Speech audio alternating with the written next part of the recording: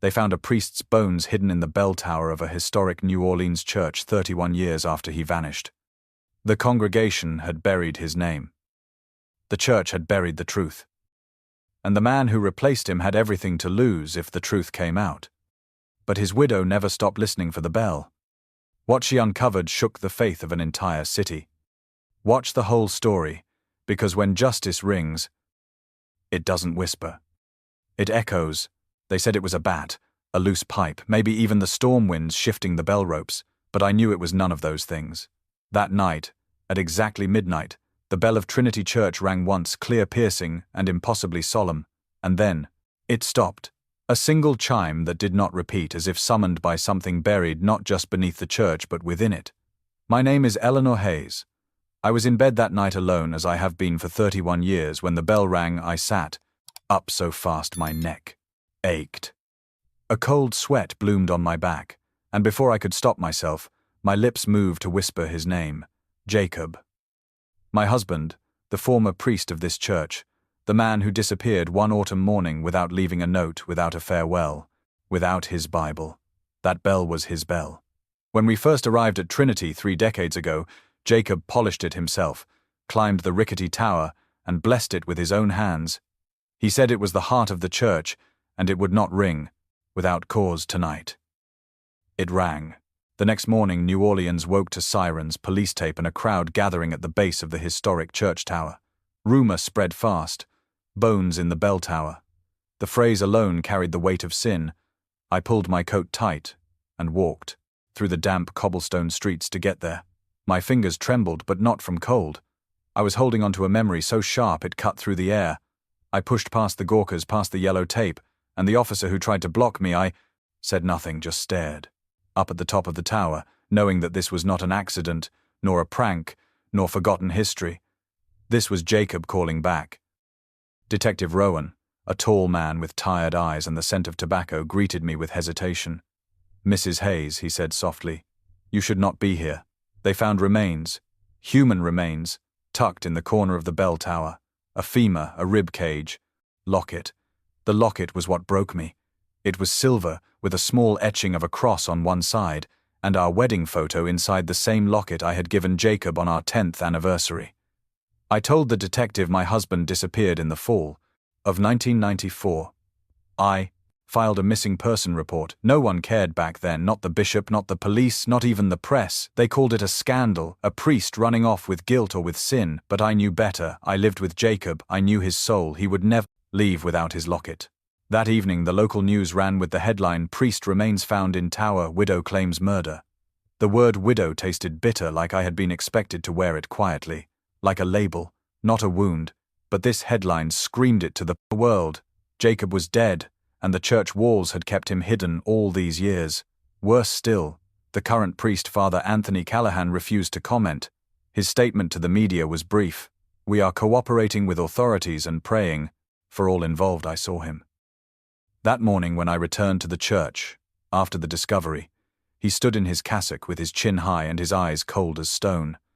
I asked him plainly, "Did you know?" He did not answer, only turned his back and walked into the chapel. I sat in the back pew, staring at the altar where Jacob once preached, where his voice used to echo through marble and wood and stained glass. He was gentle, never a man of war but of quiet conviction. He once told me, "Eleanor, if truth ever must, scream through silence. Let it break the bells." I laughed, then thinking it poetic, but now it felt like prophecy. That night, Jacob broke the silence. He rang the bell from the grave. As I sat there, I remembered the night before his disappearance. He had come home late, shaken, his shirt stained with something dark and his hands trembling. He kissed me on the forehead and whispered, "If something happens to me, you must listen for the bell." I thought he was being dramatic, maybe even frightened by something in confession. I never knew what that something was until now. The bell had finally spoken. They gave me access to the tower the following day under supervision. The climb was brutal, each step creaking under my weight, but I reached the top. And there, in the dust, the cobwebs, the forgotten air, I saw where Jacob had died. Not where he had fallen, no. There were signs he had been placed there, tucked, hidden, covered up intentionally. His death was not an accident, and his body had not decayed alone. It had been locked in silence. I fell to my knees where his bones rested, no longer denied, but finally acknowledged, and I whispered, "I hear you, Jacob, I hear you." The wind moved through the open arch of the tower, and for a moment it sounded like the faintest chime, not the bell this time, but something older, deeper, the breath of justice just beginning to stir. They told me to go home, that there would be an autopsy, an investigation, but I knew what they would not find. They would not find his voice or his fear or the betrayal he carried to the end. But I would find it, I would, because I was no longer just the widow. I was the witness, and I would not be silent. Not anymore. I was 26 when I married Jacob Hayes in the rose garden behind Trinity Church. The day was hot, the sun merciless, but his hand never left mine, even when sweat soaked our palms. He whispered, "You're my sanctuary," and I believed him. He was a gentleman, tall, thin, with sandy hair that always curled after a sermon. When the air turned humid and the sweat ran down his temples, he laughed often, not loudly, but deeply, like the world held quiet joy. Only he could see the church. Loved him back. Then the children clung to his legs.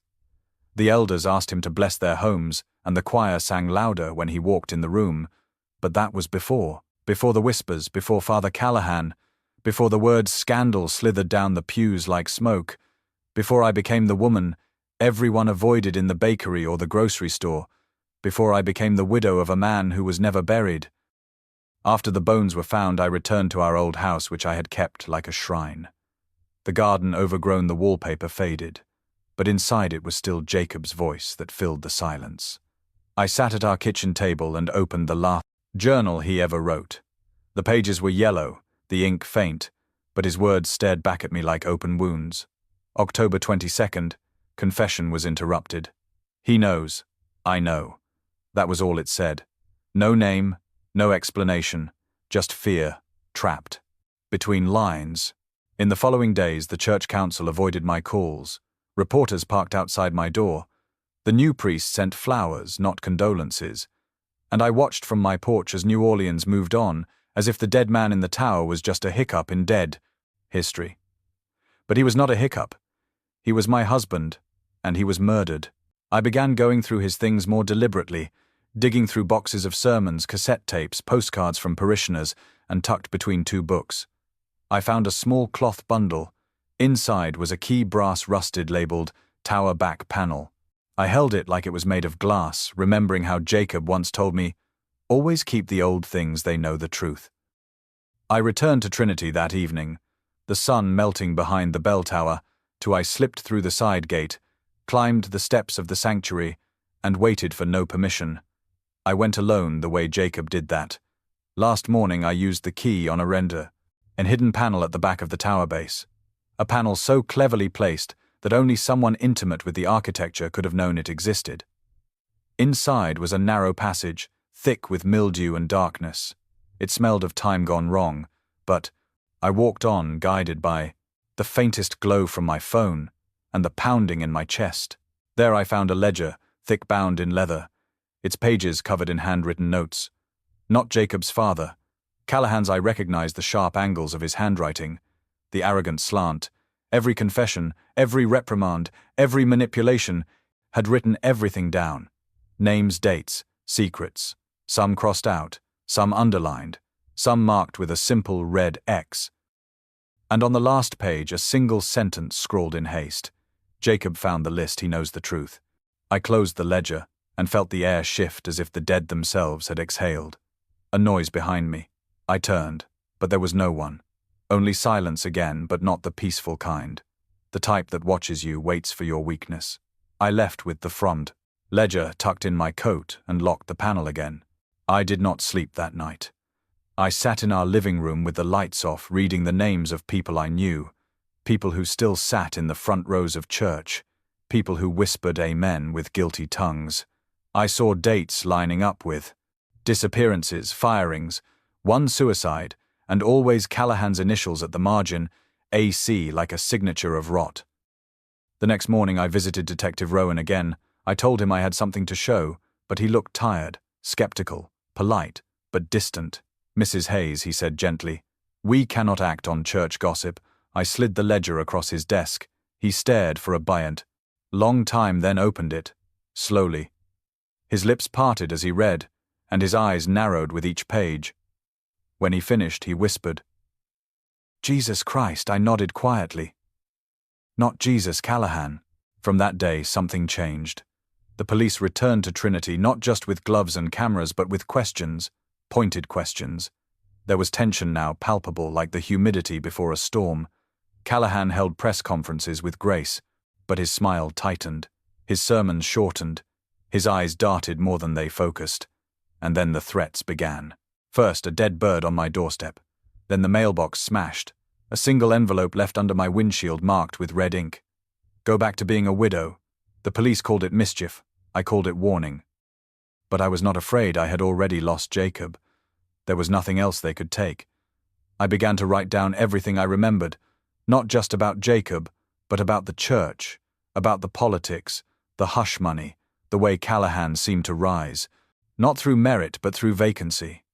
Everyone who opposed him suddenly gone, transferred, or disgraced. I traced it all, and still the bell echoed in my ears. The single chime from that night, as if it were counting down. I thought of the last time I saw Jacob, really saw him.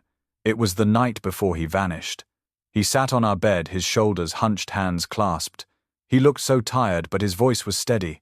"Eleanor," he said, "if anything ever happens, I need you to believe me. I'm not who they say I am. I'm not guilty. Whatever they say, don't believe them."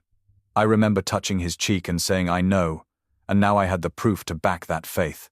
I walked through our home that night whispering his name, not out of grief, but out of defiance. "Jacob, you're not lost anymore. I found you, and they will too." When people speak of Trinity Church in New Orleans, they talk about its age, its stained glass windows, its choir that once echoed through the French Quarter during sunrise masses. They speak of the way the bells used to ring on Christmas Eve, how children would run through the courtyard, how the altar candles never seemed to flicker, no matter how strong the wind, but they do not speak of the rot. They do not speak of the man who made that sacred space, a throne of secrets. They do not speak of Anthony Callahan. Anthony arrived at Trinity just 1 month before Jacob vanished. He was not from New Orleans. He came from Atlanta with a resume filled with academic titles, theology degrees, and a recommendation from the archdiocese that read more like a royal decree than a character reference. He had slicked back hair, a jaw that looked carved from stone, and eyes that rarely blinked. He smiled too little and listened too much, but no one noticed that back then all they saw was confidence, poise, a man who seemed born to command a pulpit. From the start, I never liked him. There was something cold about him, something that made the air feel thinner when he entered a room. Jacob, however, gave him the benefit of the doubt. He always believed people deserved a chance, even when they did not deserve his trust. I remember one evening, I stood in the doorway as they sat at our kitchen table, Jacob pouring tea, Callahan barely touching his cup. Jacob said with his gentle voice, "I hope Trinity brings you peace." Father Anthony just stared at him and said, "Peace is earned, not offered." After Jacob disappeared, Anthony slid into his position as if the collar was tailored just for him. The congregation needed comfort, someone to follow, someone who would not crumble. And Anthony never crumbled, not once, not during sermons, not during vigils, not even when he pronounced Jacob's memorial mass, as if he were reading someone else's grocery list. He told the church that grief should not become obsession, that faith required letting go. And the people nodded because they were afraid of what would happen if they questioned him. He rewrote Trinity's rules. The choir was trimmed, the evening service cancelled. The confessional no longer allowed anonymity, and every Sunday began with a pledge of purity that he had written himself. He created a council of 5 men, hand-picked, all loyal to him, all blind to the shifting walls of that place. They said he brought order, but what he brought was silence, and in that silence, sins grew. I remember once I approached him outside the church months after Jacob had been declared legally dead. I asked him if he had found Jacob's Bible. He tilted his head and said, "No, Eleanor, I am afraid not. A shame, really. He loved that book." And then he smiled. That awful smile, like a man who had just won a bet with the devil. But I knew I was not alone in my suspicion. Parishioners left whispers in pews. Some claimed they were barred from service after questioning him. Others said confession felt more like interrogation. One woman told me through trembling lips that she once admitted doubt and was told by Anthony to repent or leave Trinity forever. She left. I kept records of these whispers, wrote them down as if they were sacred too. Names, dates, confessions, spoken in shadow. I compiled a file and called it Black Mass. Not because it was unholy, but because it was hidden, buried under robes and ritual. The ledger I found in the tower confirmed it all. Anthony had kept a list of every secret he ever heard. Every affair, every theft, every regret, marked and stored, used like leverage. Over time, he used that knowledge to gain power to erase those who opposed him and to hold the rest in check with invisible chains. And Jacob must have found out. He must have confronted Anthony, maybe even threatened to reveal it all. I imagine that moment, often Jacob standing in his office holding the ledger, eyes blazing, voice low. "Anthony, you have broken this house of God." And Anthony responding with that same icy calm. "No, Jacob, I saved it." But saving something does not involve bones in a bell tower. After I handed the ledger to Detective Rowan and the investigation deepened, Anthony remained untouched. He gave statements to the press. He led prayer circles. He donated to hurricane relief and smiled in photos with city officials. But I saw it. I saw the tremble in his hand when he lit the Advent candle, the flicker of hesitation when he passed the sacraments. The man who never blinked had begun to lose sleep. One evening I returned to the church under the pretense of lighting a candle for Jacob. It was quiet, the nave empty, just as I expected. Anthony was in the front pew, facing away from me. When he turned, he did not seem surprised to see me. He said in a voice like velvet, "Eleanor, this must be exhausting for you. Let him rest. I said I would when you told the truth." He chuckled and stood slowly, walked toward me until he was too close, too still, and whispered, "Some truths are not meant for the living." I looked to him dead in the eyes and replied, "Then let the dead speak." I left the church without another word. And that night I sent copies of the ledger pages to every member of the church council, every journalist who had ever covered a parish event, and every former parishioner whose names I had recorded in my notes. I signed each envelope, not with my name but with Jacob's. And for the first time in 31 years I slept with the windows open, unafraid of the night, because I knew the silence was no longer his prison. It was Anthony's. The next morning the first cracks appeared. 2 council members resigned. A reporter called me asking for an interview. Someone painted the words, "Speak his name," in red across the front doors of Trinity, and I knew the ghost they tried to bury had risen, and he would not be silent again. At first it was just a whisper behind me in the grocery aisle, a woman in pearls leaning in to say, "I never believed Jacob left you." Not really, not like they said. Then it was the letter slipped under my door, written in shaking handwriting, from an old choir boy who once watched Anthony Callahan burn something in the church furnace late at night. They said it was old hymnals, but he saw red fabric and smelled flesh. These moments came like falling ash, soft, persistent, and impossible to ignore. The silence surrounding Trinity Church was beginning to unravel, not with thunder but with the steady drip of truth. But for every whisper came a shadow that followed me home. My tires were slashed twice, my garden uprooted, and once I found a dead dove nailed to my porch beam, its wings spread as if mocking resurrection. The police called it vandalism, but I saw it for what it was. A message not of fear, but of dominion. Anthony Callahan was telling me that Trinity belonged to him still, that even in the face of bones in a bell tower, he would not fall.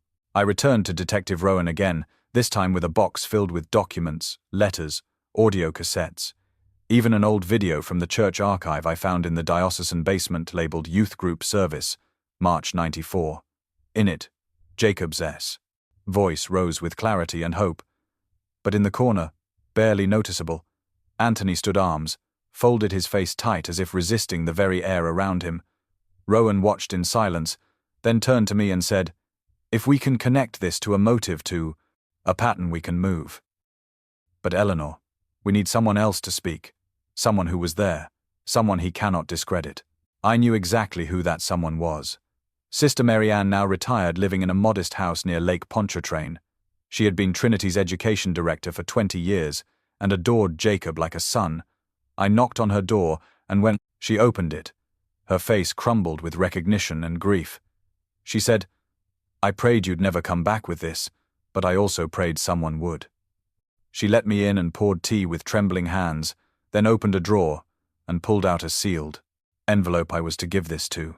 "The authorities, if anything ever happened to Jacob," she said. "He gave it to me 2 days before he vanished." Inside was a handwritten confession, not of guilt, but of knowledge. Jacob detailed his discovery of Anthony's ledgers, his fears about the misuse of confessions, and his final plan to confront him. Jacob wrote, "If I do not return, it means he stopped me. I do not believe in ghosts, but if my bones are ever found, they will speak for me louder than my sermons ever could." Sister Marianne cried as I read, and said through tears, "They called him weak, they called him broken, but he was just good. And he paid for it with his life." We took the letter to Rowan, who stared at it like it was a sacred text, and said quietly, "This is enough to open a grand jury inquiry. But Eleanor, be ready. This will not be quiet. This will not be kind." And it wasn't. The following Sunday, Trinity Church was full to the brim, not with believers, but with suspicion. The press hovered outside. The faithful sat stiff and silent. And when Anthony took the pulpit, it was not his usual performance. He looked older, more pale. The arrogance dulled into something like fear. But he spoke anyway. He began with words of faith, of forgiveness, of persecution, and then of betrayal. He said there were those among them who wished to tarnish the house of God, who were being manipulated by grief and vengeance and the media. He said Eleanor Hayes was to be pitied, not trusted, and that even a priest's disappearance decades ago could be explained without hysteria. But then something happened. From the back pews stood a man I had not seen in years. Peter Lantham, a former deacon who had left Trinity after Jacob's disappearance. He raised his voice and said Jacob came to me with the same fears. I told him to be careful. I should have done more. I should have stopped him. Anthony turned white. And then another voice rose, and another, a woman who confessed she had been threatened for refusing to lie during Jacob's memorial committee, and another who said her husband was fired from the church maintenance staff after reporting strange sounds in the tower. The room turned electric alive, no longer a congregation, but a reckoning. I sat still, hands folded and eyes steady, as Anthony stammered, trying to regain control. But the tide had shifted. The spell was broken. That night I walked through the church courtyard, the stars bright and unfamiliar above Trinity's spire. The statue of St. Michael in the garden had long stood with his sword raised high, but in the moonlight he seemed to point downward, not in victory, but in judgment. I lit a candle in the chapel for Jacob, not because he needed it, but because I did. I whispered, "You're winning, darling, but I'm not done." The next day, news broke that the grand jury had been impaneled. The diocese released a neutral statement about trust and procedure, but privately I knew they were trembling. Anthony cancelled all public appearances for the week, citing health reasons, and the church doors stayed closed longer than they had in decades. But the real victory came in the form of a note from a girl named Lucy, now a grown woman who had been in Jacob's youth ministry. She wrote, "I never told anyone, but Father Jacob once stayed late to help me escape my stepfather. He protected me. When no one else would, I owe him my life. If there's anything I can do to help, tell me." And I realized then, this was not just about bones or bells or sermons. This was about reclaiming the sacred. This was about making the house of God holy again, not just in name, but in spirit. The cross that hung above Trinity had once felt like a weight, but now it felt like a promise. A promise that sin, no matter how high its pedestal, could not hide forever. A promise that Jacob Hayes, though buried in silence, would rise in truth. A promise that I, Eleanor Hayes, widow of a ghost, would not rest until justice rang louder than any bell in that tower. I stopped wearing black the day after the grand jury was announced. Not because I was done grieving, but because grief had transformed into something sharper. Grief had become purpose. Every morning, I lit a candle for Jacob, then slipped on my coat and stepped into the quiet war I had chosen to fight. I was no longer just a widow, I was a witness, and more than that, I was becoming a weapon. The church remained shut that week, but the silence was not empty. The stained glass windows no longer glowed with sanctity but with suspicion. Whispers of Jacob's name returned not as a scandal, but as a shield. Parishioners passed one another, in the streets with nods that lingered too long, eyes that held questions they once buried. I began to receive letters, not all kind but most full of buried memories. Father Hayes helped my father when he was dying. He came to my wedding when no one else did. He held my son's hand in the hospital. They poured in folded in trembling envelopes left under my door, taped to my gate. Some just scrawled on napkins tucked between my fence posts. I read every single one. But kindness could not move the mountain alone. The mountain was Anthony Callahan, and the legacy he had built was high and brutal. It was built on guilt, on silence, on secrets buried beneath scripture, but I had begun to see its cracks, and I knew the next blow had to be deliberate and public. I began reaching out to those who had left the church, the names Jacob had once mentioned in passing, the couples who vanished from the pews, the altar boys who grew up and never returned. Some ignored me, some hesitated, but others answered, quietly, cautiously, with trembling honesty. One of them was Samuel Green, now 32, living in Baton Rouge. He had been an altar server when Jacob disappeared. He remembered seeing Anthony in the bell tower late one night, dragging something heavy wrapped in cloth. He never told anyone. He was 12 years old and afraid. He said, "I thought I imagined it. I was just a kid, but it never left me." We spoke for hours and I wrote down everything. He agreed to speak with the district attorney if they asked. And I knew then the story was no longer mine. It was becoming ours. I met with Detective Rowan again, this time in a cafe near the courthouse. Away from the press. Away from Trinity. I showed him my collection, the names, the statements, the locket, the letter, the ledger, the photo of the red X on Jacob's name in Anthony's own hand. Rowan looked at me differently. Now not with pity, but with the quiet respect of someone who saw a storm gathering and knew who called the thunder. "We need to do this, right?" he said calmly, carefully. "Legally." I nodded, but inside I burned because I had waited 31 years and I was done with careful. That night I walked alone into the sanctuary through a side door, left open by someone who believed. The pews were dark, the altar stripped, but the air still smelled faintly of incense and wood polish. I climbed the steps to the pulpit where Anthony had once preached, where Jacob had once whispered grace, and I placed something there silently. An old photograph of Jacob holding the communion cup, smiling, surrounded by children, and below it a note written in my hand, "Let the truth take this pulpit now." The next morning it was found by a janitor, and within hours the image spread across town. The press picked it up. "Widow returns to Trinity with message from the dead."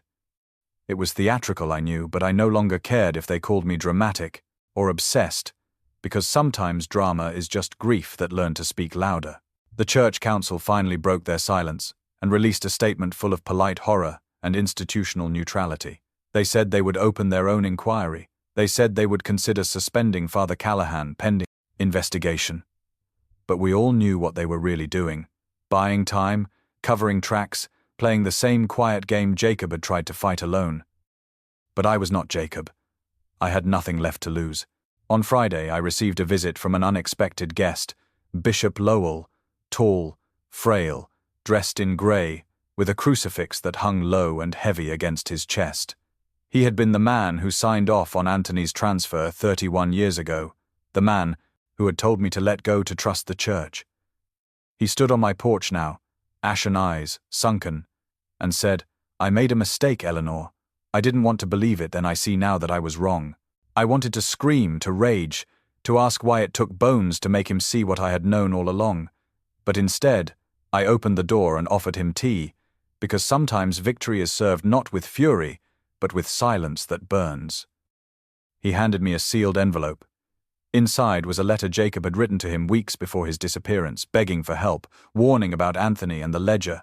Bishop Lowell never responded, never acted. The envelope had remained in a bromsand drawer buried under church business and Christmas cards. He said, "I am ready to testify." I said, "I hope your God is ready too." The city buzzed in ways it had not in decades.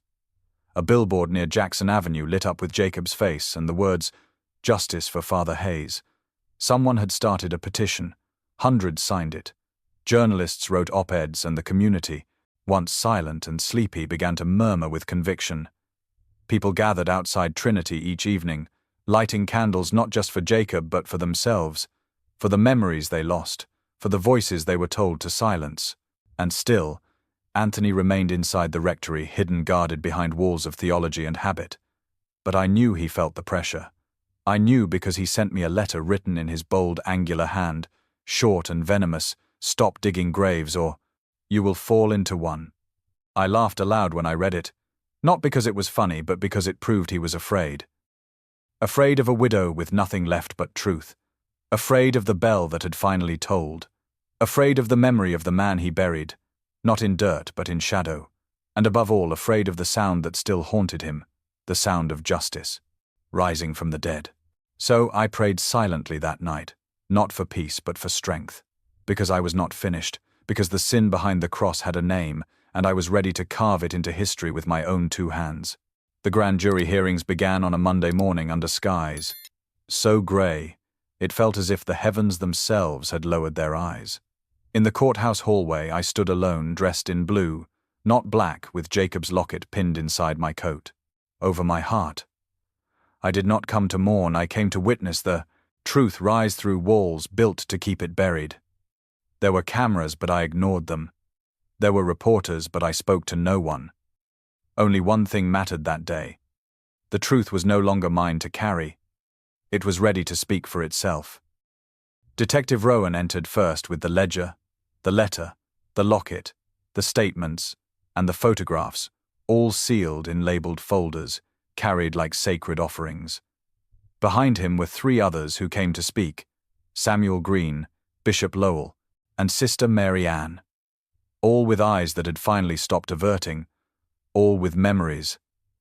They were no longer willing to rewrite for the comfort of silence. But the one voice no one expected came last. A voice they thought had long forgotten. A voice from inside the church itself. Margaret Pierce was 84 now, once the church secretary during Jacob's last year at Trinity. Her hair was white, her spine bent her steps, small and careful. But when she spoke, it echoed louder than all the rest. She had found a note Jacob wrote the night before he vanished, folded inside the filing cabinet, labeled Communion Order, September 94. It read simply: "If something happens to me, it is because I refuse to kneel to evil. I will not fall, I will kneel, only to God." The courtroom was silent after she read that, not because it was shocking, but because it was sacred. That sentence became the title of every headline. By evening, he died kneeling, not falling. The photograph of Jacob at the pulpit, smiling mid-sermon, was posted across every paper, social feed and bulletin board in New Orleans. He had become more than a man now. He had become a symbol of what they tried to silence, a symbol of what refused to stay buried. But symbols do not bring justice, people do. That evening, after the hearing, I sat at home with the radio on, letting the voices of strangers speak about the man I had loved for over 3 decades. I heard people say they remembered his laughter, how he once stood in the rain with an umbrella for a homeless man, how he helped bury a child when no one else showed up, how he forgave a boy who broke into the rectory for food. He had done all these things quietly, never asking for praise, only asking for prayer. I poured myself tea and looked at the last letter he ever wrote to me, the one I found years after in the spine of his old study Bible.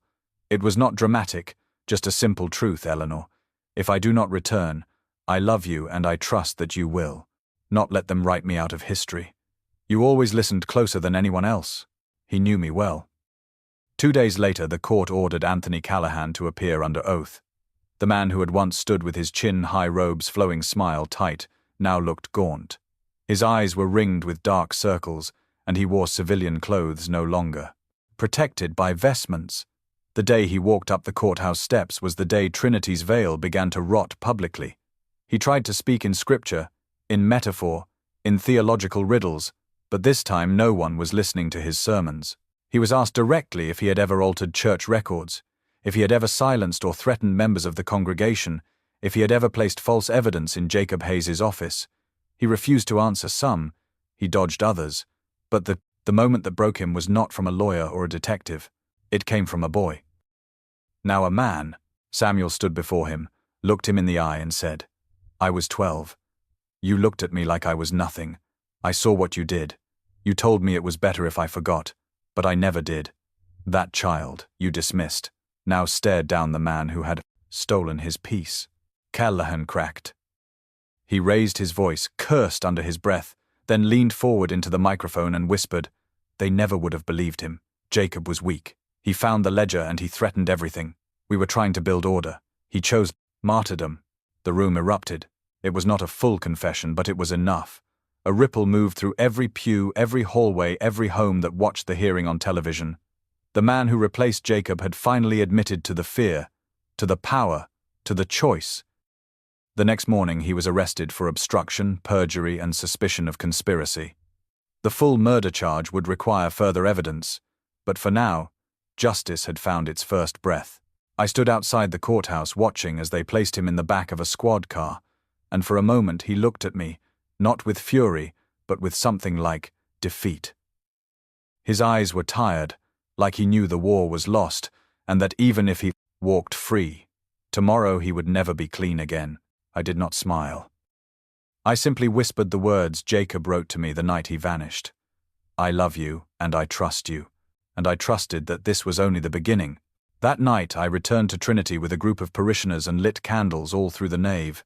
We did not speak. We did not pray aloud. We let the light speak for us. We let the silence hum like the final note of a hymn, and for the first time in 31 years, I stepped into the bell tower, not as a mourner, but as the keeper of memory. His bones had been moved, respectfully buried in sacred ground, under a headstone that read, Reverend Jacob Hayes, Servant of Light, Voice of Truth. And below that, the words, He died kneeling, not falling. I placed my hand on the stone and promised him, this will not end in shadows. This will end in song. And in the distance, the city seemed to listen like it too had been waiting for the bell to ring again, this time not for mourning, but for justice. And justice had begun to sing. The day Anthony Callahan fell from grace was not marked by thunder or fire, but by silence, a silence that spread through the streets of New Orleans like the eye of a storm that had finally opened. It began at dawn with the Diocese of Louisiana releasing an official statement on every radio station and newspaper from Baton Rouge to the French Quarter. Father Callahan has been removed from his position at Trinity Church, pending investigation into ethical violations, misconduct, and potential criminal activity. The phrase, pending investigation, was the church's way of softening the truth, but no one was fooled anymore. Not the faithful, not the law, not even Anthony himself. At 8 in the morning I stood outside Trinity's heavy oak doors, my hands wrapped around a paper cup of weak coffee as the first parishioners began to arrive. Some came to mourn the illusion they had followed. Others came with narrowed eyes and pursed lips ready to see the curtain fall. And when the maintenance staff arrived to remove Callahan's name from the sign above the church entrance, people began to clap. Not loudly, not with joy, but with the slow, steady rhythm of justice unfolding. The news spread quickly. A dozen former council members publicly resigned, citing moral conflict. One even went on live television and said, I should have listened when Eleanor Hayes first raised concerns, but I was too afraid of the man in the robe. That was the final thread, and when it snapped, the robe itself unraveled. By noon, Anthony was in custody again, this time under formal charges. The warrant included evidence of witness, intimidation, document, destruction, and spiritual coercion, a term I had never heard in a courtroom before, but now understood deeply. He had twisted faith into fear, turned confessions into weapons, and shaped silence into an altar where he ruled like a god. They marched him out of the rectory in handcuffs, his collar gone, his eyes hollow. He did not resist, he did not speak, and for the first time in over 30 years, Trinity Church felt clean. I watched from the far side of the courtyard, leaning against the statue of St. Michael, whose sword now gleamed in the morning sun. The bells above did not ring, but the silence below was louder than any chime could ever be. The people did not cheer. They did not shout. They simply stood and watched as justice walked a man away, not with violence, but with truth. Inside the sanctuary, volunteers had already begun clearing the pulpit, removing the plaques with his name, taking down photographs, rearranging the altar, like they were exercising more than just objects. I was asked to say a few words at the blank evening vigil, but I declined. Jacob would not have wanted a speech. He would have wanted prayer. So instead, I returned home and pulled out the last cassette tape I had of Jacob's voice. It was dated the week before he vanished, labeled simply Vigil Sermon, October 1994. I placed it into the old player, the one that still rattled slightly when it rewound and pressed play. His voice filled the room, warm, steady, humble. He spoke not of fear or vengeance, but of truth. He said faith is not obedience to man, but obedience to love, and when love is silenced by power, we must ring the bell louder even if it breaks our hands. I let the tape run until it clicked off, and I sat there in the fading afternoon light, hands folded, heart pounding. That evening hundreds gathered in front of Trinity, not for protest, not for spectacle, but for remembrance. They held candles, stood shoulder to shoulder, and let the silence breathe. Then, without warning, a young girl from the youth choir stepped forward and sang, Amazing Grace, soft and trembling at first, then stronger with each verse. Her voice cracked on the line was blind. But now I see, and suddenly everyone was singing with her, not in harmony but in healing. At the end I stepped forward with a small brass bell, the same one Jacob had used during communion in his early years before the church upgraded to automated chimes. I held it up, then rang it once. It echoed through the square, pure and clean, and when the sound faded I spoke only one sentence: he was never lost, only buried. They lit candles down the steps into the street, forming a river of light that flowed all the way to the levee where we placed a wreath in the Mississippi in Jacob's name. No fanfare, no headlines, just peace. The following morning I was invited to meet with the district attorney, who informed me that new evidence had surfaced: anonymous documents delivered to their office, including original pages of the confession ledger, Jacob's letters, and even internal church memos that indicated Anthony had pressured several members to redact records around Jacob's disappearance. We don't know who sent them, he said, but we believe you stirred more than one heart from silence.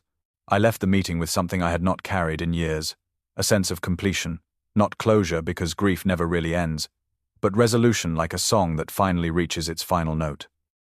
Back at Trinity, the new interim priest, Father Mason, a kind, soft-spoken man in his 60s, asked if I would help curate a memorial for Jacob, a space inside the church, not for mourning, but for remembering. He said, the church is not just a building, Eleanor. It is the voices inside it. We want Jacob's voice to stay here. I agreed with tears in my eyes because I knew then the house of God was beginning to heal. And so the devil's sermon cracked, not with lightning or fire, but with one truth repeated often enough that even stone began to listen. Jacob had not run, he had not broken, he had died, kneeling, not falling, and those who tried to bury him, I forgot that bones can rise when the bell rings loud enough, and now it had rung and rung and rung again, and it would never be silenced again. There are some mornings in New Orleans when the light feels different, not warmer, not brighter, just more honest, as if even the sun has stopped pretending. That was the morning I returned to the tower, not as a widow, not as a witness, not even as a fighter, but simply as Eleanor, the woman who once loved a man named Jacob Hayes and never stopped believing him. The key was cold in my hand, though the air was thick with summer. I had asked for permission to enter alone, and it was granted without question now that Trinity had changed hands. Father Mason stood at a respectful distance as I turned the old iron lock and pushed open the creaking door that led to the spiral stairs inside the bell tower. The same stairs Jacob had climbed. The same stairs that led to where his voice had been buried. Step by step, the memories returned. The first time he showed me this tower when we were just newlyweds, how he called it the lungs of the church, where the sound breathes in and out over the city, how he had once dreamt of writing a hymn that would be played from the bell itself, for every soul in mourning. I had forgotten that dream until now. The steps ended, and I emerged into the narrow chamber, where the bell hung massive, rusted, silent. There was no sign of what had been found here, no blood, no bones, only the echo of history, and the faint smell of rain through the open slats and the stone wall. I walked toward the rope, and for a moment I placed my hand on it, not to ring it, not yet, but just to feel the weight of it. In my other hand, I held the small notebook I had carried for months, now filled with letters to Jacob never sent, only written words I needed to say, words I feared would fade if I didn't give them voice. I sat on the edge of the tower, read one aloud, softly. Jacob, I found you, not your body, your truth. I found what they tried to bury, and I gave it back to the light. I am tired, but I am free. Then I stood, lit a candle, placed it in the hollow where the stones met, and stepped toward the rope.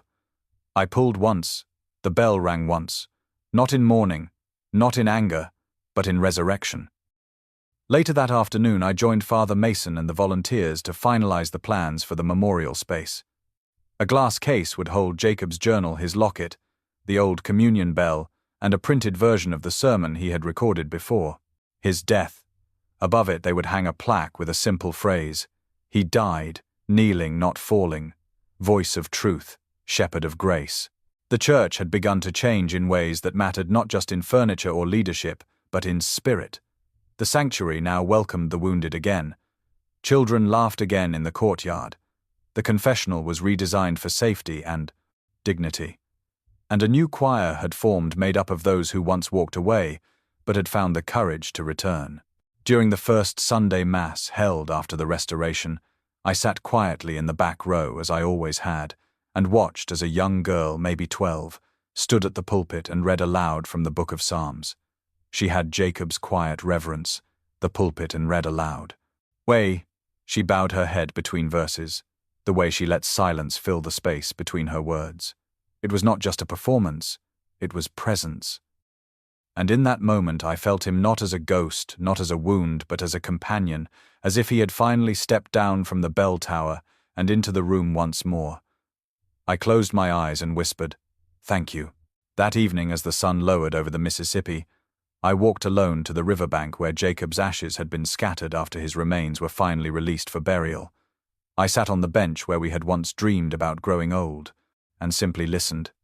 The city hummed behind me, full of life and song, and the faint toll of the bell from Trinity, now restored, and rung by hands that remembered. I did not cry. I smiled, not because it no longer hurt, but because the pain had softened into something else, and something sacred. I took out one final letter, and let the wind take it page by page into the water, each word a release, each sentence a prayer. You are not gone, Jacob. You are everywhere. You are the hymn in the walls. You are the echo in the bell. You are the truth that refused to stay buried. As I walked home, I passed the statue of St. Michael, now gleaming from the Restoration, his sword still raised but his face no longer grim.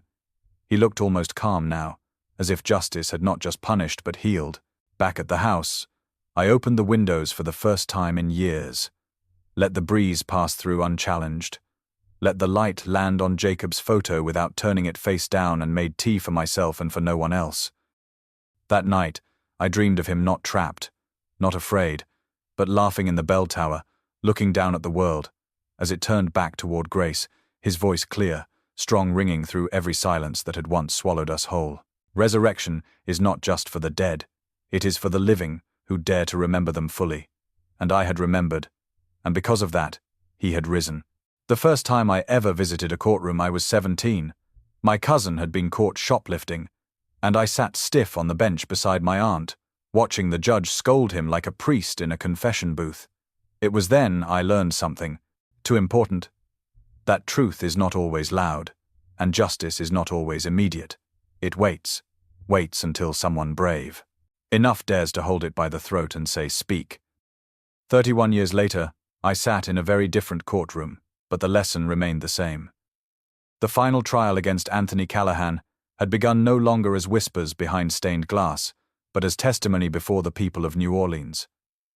No robes, no titles, just Anthony, in a plain grey suit, his once sharp hair now disheveled, his eyes dull, his hands shaking slightly as he sat behind the defense table. I watched him enter, and I did not feel pity. I did not feel triumph. I felt something cleaner. I felt clarity, like a bell rung in cold air that cut through everything unnecessary. The prosecutor opened with my husband's name, Jacob Hayes, not as a victim but as a man, as a priest, as someone whose life mattered more than the secrets he died for. They played his last sermon aloud for the jury, his voice trembling but firm. They held up the locket, his wedding ring, the original pages from the ledger, and then they placed a photo on the projector. A photo of the inside of the bell tower bones wrapped in priestly robes, curled beneath rusted beams like a truth, finally surfacing from beneath decades of dust. I gave my testimony on the second day. My voice did not shake, not because I was fearless, but because fear had no room left inside me. I told them about the last night I saw Jacob, about the notebook he left behind, the names he wrote, the warning he tried to give, and the silence he received in return. I told them about the envelope to Bishop Lowell, the cassette tape, the secret key, the letter from Sister Mary Ann, and the fear I carried every day afterward like a stone in my pocket. When I finished, I looked at the jury and said, "He was my husband, but he belonged to this community, and if we let this pass, if we call it history, then it will never truly be buried, only hidden again." Samuel Green testified next, and this time his voice rang out like it had waited 3 decades to grow strong. He told them what he saw, what he remembered, and what he was told to forget. He did not cry, he did not break. He stood and told the Foskan dog truth with the fire of every boy who had ever been silenced by power. More witnesses followed: a former choir member who had been threatened with excommunication, a janitor who had found shredded files in the furnace, a nun who had once heard muffled screaming in the bell tower but was told by Callahan it was a raccoon. And then Bishop Lowell himself, trembling in his seat as he admitted before the court, "I failed him. I failed to believe, and that failure allowed a lie to live for 30 years. When the defense spoke, they tried to paint Jacob as unstable. They pointed to a gap in his journal, a missed appointment, a rumor about his declining health. They tried to make Anthony seem like a man overburdened by a crumbling church, a man who did what he had to do to preserve order. But the jury did not blink, and neither did I. The closing arguments felt more like prayer than prosecution. The prosecutor ended with one final sentence. "Let us not confuse silence with peace or power with righteousness. Let us call this what it is, a betrayal of faith, and the man who paid for it with his life deserves better than memory. He deserves justice." The verdict came in on a Thursday afternoon. The courthouse was silent as we stood. Anthony Callahan was found guilty on multiple counts of obstruction, falsification of records, abuse of power, and complicity in the concealment of a death. The jury forewoman read the words without trembling, and when she finished, I closed my eyes and whispered softly, "Jacob, we did it." Anthony was led away in handcuffs again. This time, not just as a suspect, but as a condemned man. A man no longer wrapped in scripture, but shackled by the very truth he once buried. He looked at me one last time, but there was no contempt, no rage, only defeat. The devil's sermon had ended, and the congregation had chosen the truth.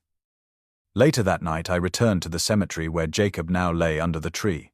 He once loved the same one where he read me poetry in our first year of marriage. I placed fresh lilies at the base of his headstone and sat beside him in the cemetery, and to Prost, grass, the air cool, the stars clear. I spoke aloud softly, not in grief, but in celebration. "They know now," I said. "They see you, they remember. You're no longer just a footnote in someone else's sin. You are the reason the silence broke. You are the reason the bell rang. You are the proof that one voice, even lost in the shadows, can still find its way home." I took out the small brass bell once more, the one he loved, and rang it once. Its sound echoed across the cemetery, sharp and pure, and full of something holy. Not forgiveness, not vengeance, something better, justice. As I stood to leave, I noticed something strange. A group of children standing at the edge of the path, watching me quietly. One of them, a boy, no older than 10, held a small notepad in his hand and asked politely, "Are you the lady who saved the path, watching me quietly?" "Church." I smiled and said, "No, I'm just the lady who listened." They ran off laughing, and I felt lighter than I had in years. Back home, I opened Jacob's last journal, now safely preserved in my drawer, and added one final entry in my own handwriting beneath his last words. "You were right. You were never forgotten, and your truth is finally free." His bones had spoken, his silence had thundered, his justice had arrived. They gathered in the pews just after sunrise when the light through the stained glass windows painted the nave in warm blues and deep golds. The choir wore white again, not in mourning but in restoration. They had not sung in years, not like this, not with every voice fully alive and unafraid. Their robes swayed gently as they took their place near the altar, and I stood at the back, quietly unseen, watching as the church that once buried my husband's name now prepared to sing it into memory. Trinity Church had changed, not just in name but in spirit. The walls no longer echoed with fear, but with something truer. A quiet strength born from those who dared to speak when silence had been law. The pulpit no longer stood as a monument to power, but as a place where grief had climbed and found its voice again. The old brass bell rang 3 times that morning, each one a declaration not of loss but of return. Return to truth. Return to grace. Return to Jacob. Father Mason approached the front slowly and nodded to the choir director, who gave a single-hand signal. And then it began. The children sang first, their voices pure, bright, trembling with the kind of honesty only youth can bring. Then the elders joined in.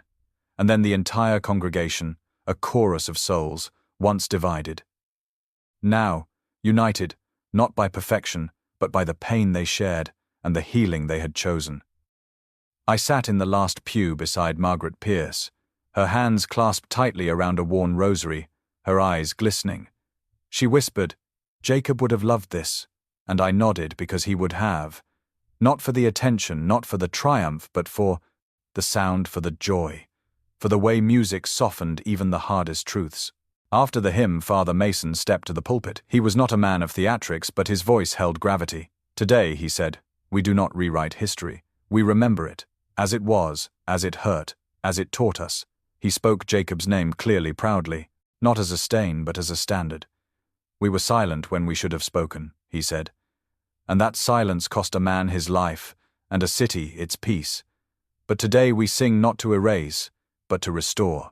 He asked me to stand then, and I did not expect the wave of warmth that spread through the room as I rose. The faces turned toward me, not in pity, not in praise, but in deep human gratitude.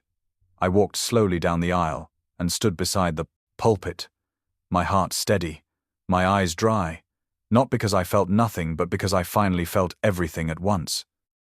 I held Jacob's old locket in my palm and said softly, "Jacob never wanted a monument. He wanted a choir. He believed truth had a sound, and it would carry if someone dared to lift it. So I'm asking you all, tell the choir the truth, tell your children, tell your neighbors, tell yourselves, Jacob Hayes did not abandon this church. This church abandoned him, and we have the power to be better." The silence that followed was not empty. It was full. It was breathing. Then the choir director raised her hands, and they sang again, this time louder, this time with no hesitation. The final hymn was one Jacob had written years ago, buried in a drawer, never performed until now. The lyrics spoke of rivers and roots, of storms and stillness of love that outlives the lie. It ended with a line that made me press my hand over my heart. "We rise, not for revenge, but to remember." The community began placing white lilies around the base of the altar, each one bearing a handwritten message. "Forgive me, you were right. Thank you. Welcome home." They ran out of space before the last lily was placed. Outside, the press waited, but they no longer asked for scandal, only for memory. They wanted to know who Jacob was, not how he died, but how he lived. And the people answered not with quotes but with stories. One woman said he was the first person to say my name without judgment. One man said he gave me food when I had nothing. One boy said he told me I mattered and I never forgot. They were building a new archive now, not just of sermons or liturgies, but of lives touched, of silence, broken, of justice, sung. Weeks later, I stood beside the Mississippi again. Same bench, same breeze, different heart. I brought no flowers, no letters, no bell. I brought only myself, the woman I had become, not out of vengeance but out of love, not out of loss but out of duty. I closed my eyes and listened to the water, to the gulls, to the faint sound of distant bells, and I whispered one last promise.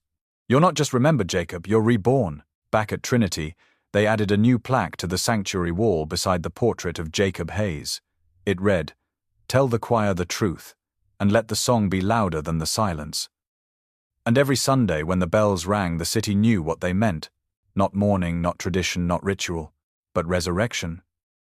And somewhere, in the sound, I knew Jacob was smiling because the truth had finally learned to sing. In a world where silence often protects the powerful and truth is buried beneath robes and rituals, one woman refused to forget. Eleanor Hayes did not just uncover the bones of her husband, she unearthed a system built on fear, protected by status, and fortified by the collective decision to look away. Through grief, through solitude, through resistance. She chose to speak when no one else would, and in doing so, she reminded us all of something essential. Justice does not always arrive quickly. It does not always roar. Sometimes, it comes in the form of a widow's footsteps up a dusty bell tower. Sometimes, it is written in the margins of a forgotten ledger. Sometimes, it sings in the voices of children reclaiming a sanctuary once stolen by silence. The lesson is clear. Truth buried is not truth destroyed. With time and courage, it rises. If one voice dares to speak, others will follow. If one person dares to remember, others will listen. And if one bell dares to ring, no matter how long it has stayed silent, it will echo louder than fear ever could. Let this story remind you that justice often begins, not with anger, but with love. With one heart refusing to let go, one memory refusing to be rewritten, one promise that death cannot erase. Thank you for reading this journey. If this story moved you, we invite you to subscribe for more powerful narratives. Leave a comment with your thoughts, and share this story so others may hear the bell of truth ring for themselves.